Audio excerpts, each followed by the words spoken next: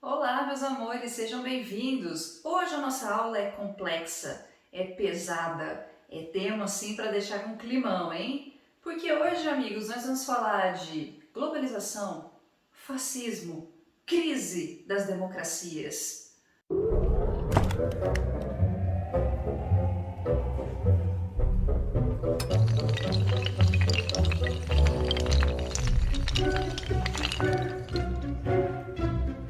Grande, né? Título assim, grandão, né? Eu gosto assim, eu gosto de coisa assim chique, entendeu? Pra mim não tem miséria, não tem pobreza, não, tá certo?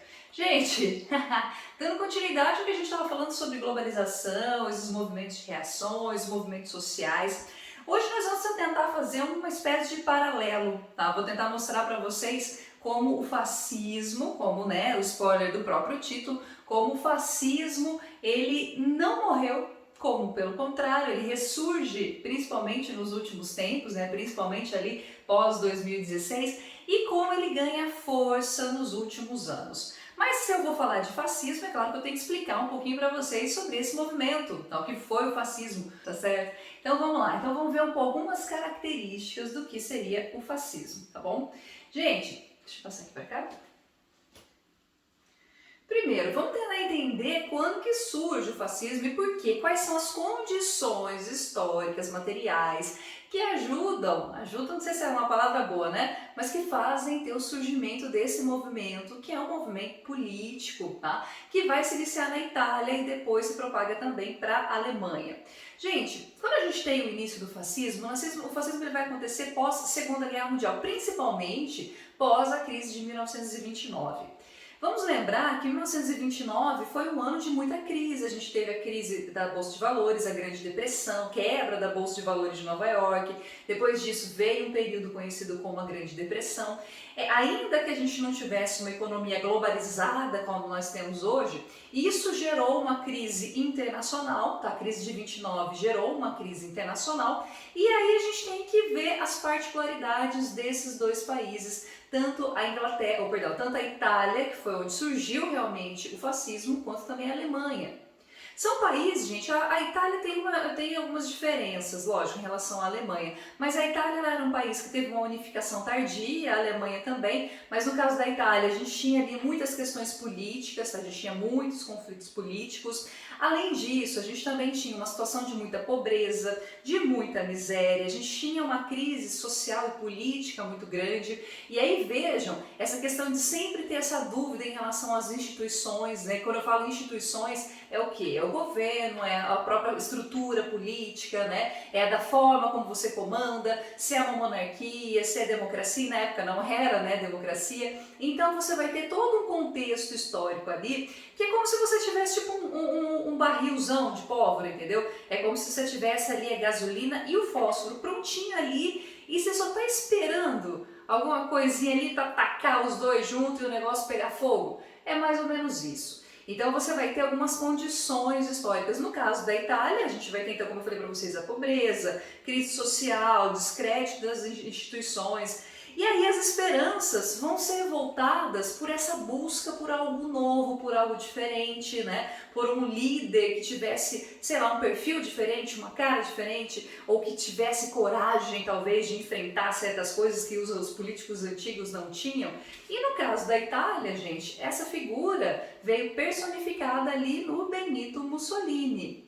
Benito Mussolini lutou na Primeira Guerra Mundial, era uma espécie de herói já de guerra, tá? Então era um cara ali que já era mais ou menos conhecido, ele fez todo um movimento, que aí se a gente for entrar mesmo na história da Itália, né, fica muito longo o vídeo, mas aí ele fez todo um movimento ali, os camisas negras, né, teve uma grande mobilização social e ele conseguiu então ascender ao poder, ele conseguiu então chegar ao poder, sendo essa figura extremamente centralizadora. E uma coisa a gente tem que falar do Benito Mussolini, gente, uma pessoa extremamente carismática também, tá? Que tinha uma coisa ali, né, sabe assim, quando você fala, nossa, olha como é que ele fala bem, eu tenho um pouquinho de inveja dele.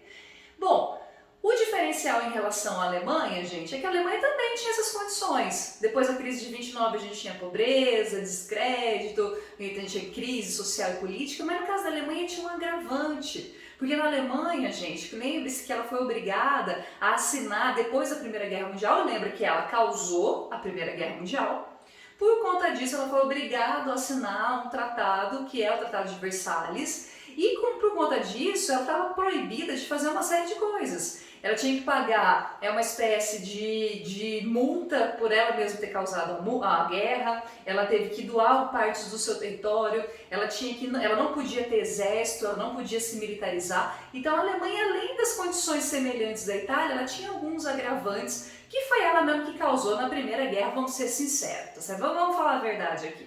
Ela mesma causou algumas situações e aí ela teve que pagar por isso durante o pós-Primeira Guerra, né? Então desde lá do que se termina a Primeira Guerra Mundial, a Alemanha já está passando ali com esses vários encargos. E aí para piorar, vem a crise de 29, a Alemanha mergulha mais ainda na pobreza. E aí, gente, ó, pobreza, instabilidade, descrédito, pessoas completamente inconformadas com a situação, a gente viu nas últimas aulas. E isso dá origem a quê? A movimentos sociais. E isso dá origem a uma insatisfação tão grande que faz as pessoas irem para as ruas, que faz as pessoas realmente se manifestarem e procurar mudanças. Nesse caso, a mudança foi o que a gente viu e deu aquilo que a gente deu.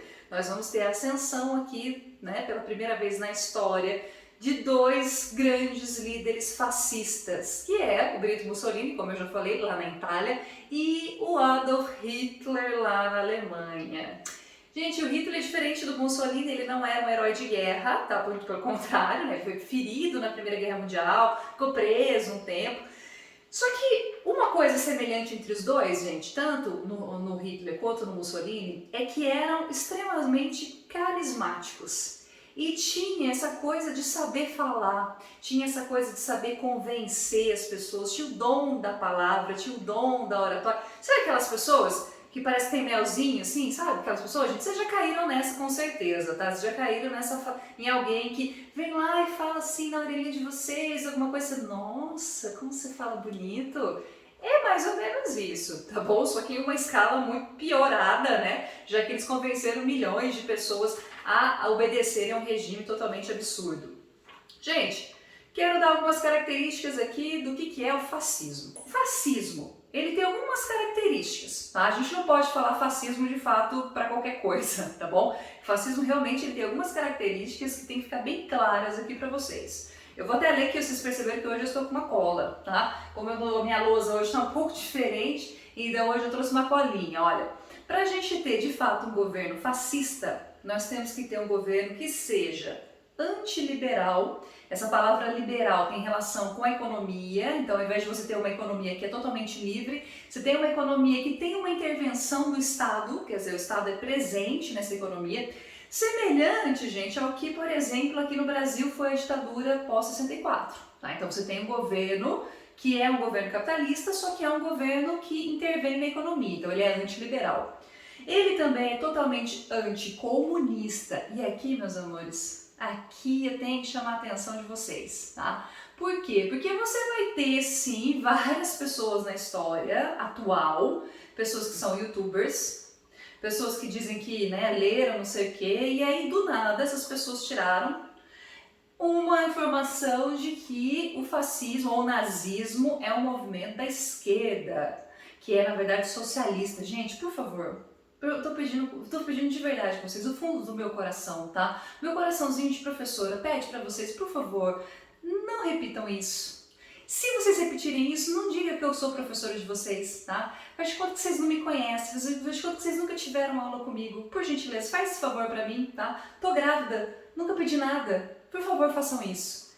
Gente, a pessoa que fala uma coisa dessa é burra, burra, burra, tá bom? Porque não tem o menor cabimento. Que uma das coisas do fascismo era justamente isso, ser completamente contrária aos comunistas, aos soviéticos principalmente, que era a encarnação ali do socialismo, tá? Então uma das coisas que os dois países, tanto a Alemanha quanto a Itália eram, os dois líderes inclusive, eram completamente anticomunistas. Imagina o povo tomando o poder, imagina você ter a estatização dos meios de produção de forma nenhuma. E aí, olha, quero que vocês gravem, tá? Para a gente ter um país que é socialista, a característica básica de um país que é socialista é isso, é ter a estatização dos meios de produção. O que isso significa?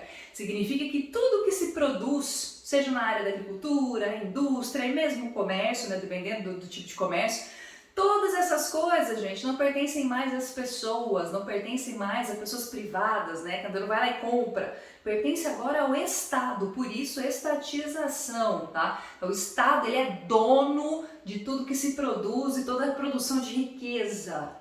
Meus amores, vocês perceberam então que não é todo país que fala, ai, nossa, a gente quase virou socialista. Não, tá bom? Porque para ser socialista você tem que ter essa condição. Então quem fala aqui no Brasil, nossa, que medo dos comunistas, o Brasil vai virar um país comunista, ou no passado a gente estava nas mãos dos comunistas. Gente, por favor, de novo, finjam que vocês não me conhecem, tá? Peço essa gentileza para vocês.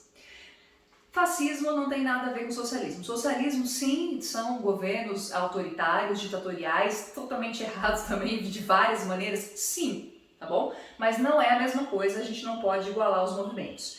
Gente, além de ter essas características de antiliberais e anticomunistas, olha só como a gente tem várias semelhanças aqui, ó. A gente tem o culto ao líder, culto mesmo, tá? Isso é culto como se fosse uma grande entidade maravilhosa, linda e incrível que vai nos salvar, né? Inclusive colocando essa pessoa como se fosse um grande herói. Se você tem um herói, a gente automaticamente tem que ter também os vilões, né? Olha só, né? Se tem uma pessoa, qualquer filme, né, de heróis, se você tem a pessoa ali super fodona, você tem que ter também a pessoa horrível e vilã que causa todos os males. A gente tem uma propaganda em massa, nacionalismo absurdo, você tem que fazer tudo, absolutamente tudo, inclusive causar o Holocausto, que é um dos maiores genocídios da história, porque sim, isso é em nome da nação, então é válido sim. Isso é nacionalismo, então você fazer tudo pelo seu país. Você ser autoritário, militar, quer dizer, a presença muito forte dos militares. Xenofobia também, ali você tem uma aversão em relação a tudo aquilo que é estrangeiro. Essas são as características de um país fascista. E a gente viu o que aconteceu, né, nos dois países que foram fascistas, Itália e Alemanha, entraram na Segunda Guerra Mundial, entraram não, fizeram, né, deram início à Segunda Guerra Mundial. Essa Segunda Guerra Mundial teve ali, né, repercussões que depois durou, já que a gente teve como resultado a Guerra Fria, então, quer dizer, isso perdurou. E o fascismo, gente, tecnicamente ali ele teria morrido, certo? Itália e Alemanha perderam a Segunda Guerra. O Mussolini e o Hitler morreram, né, cada um do seu jeito ali, os dois morreram, desapareceram, né, esses grandes impérios desapareceram, então estaria tudo resolvido, certo? Não certo, porque aí vem 1990. 1990 é ruim? Claro que não. 1990 é maravilhoso. Você vai ter o surgimento da globalização, fim da Guerra Fria, finalmente. E aí você vai ter a globalização, você vai ter a expansão dos meios de produção, dos meios de transporte, surgimento das redes, todo mundo interconectado, a economia super em sintonia ali, super dinâmica, super linda e maravilhosa. Só que aí, gente, depois de 90, a gente teve 2000, né, 2010, e aí chega 2016 e a gente sabe o que aconteceu, né? A globalização, ela vai trazer o multiculturalismo, ela vai trazer abertura de novos mercados, surgimento de novos polos, porque aí a gente termina, não tem mais aquela ideia de você ter dois polos apenas, ou dois países hegemônicos, Estados Unidos e União Soviética. Você pode ter vários países ali importantes, surgimento de alguns que até então não eram tão poderosos e começam a ter, então, ter um poder político e econômico muito forte. A gente tem também a migração, tá, gente? Pós-globalização, a migração ela ganha uma força muito grande, é muito mais fácil de você migrar entre os países, seja países que fazem parte de blocos econômicos ou não, você tem realmente uma grande migração, né? Pessoas indo de um lugar para outro.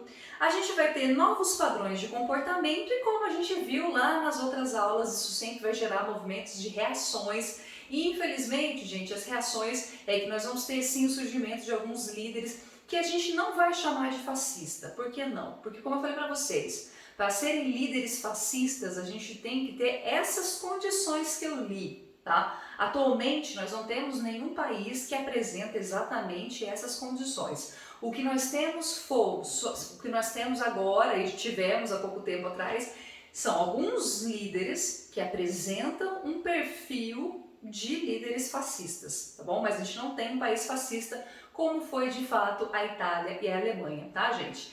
Então é muito interessante. E por que, qual que é a importância dessa aula? A gente entender, turma, que algumas coisas que aconteceram no passado, elas não que elas podem se reproduzir e acontecer exatamente da mesma forma, isso nunca vai acontecer, porque a gente nunca vai ter as mesmas condições históricas e materiais para o acontecimento de exatamente o mesmo evento histórico, mas a gente vai ter sim, a gente tem algumas crises, alguns perigos ali, tá? Lembre-se, como diz o Churchill, o pior dos sistemas é a democracia, mas a democracia também é o melhor dos sistemas. Então a gente tem sim que lutar para que a gente não tenha mais a volta desses líderes fascistas, porque eles realmente causam uma série de problemas aí seríssimos, não só para o país, mas para o mundo inteiro, tá bom? Bom, discutiremos mais então em outras aulas, eu espero que vocês tenham entendido. Se tiver alguma dúvida, por favor, me avisem. Beijo pra vocês, gente, boa semana, tchau, tchau e até nosso próximo vídeo.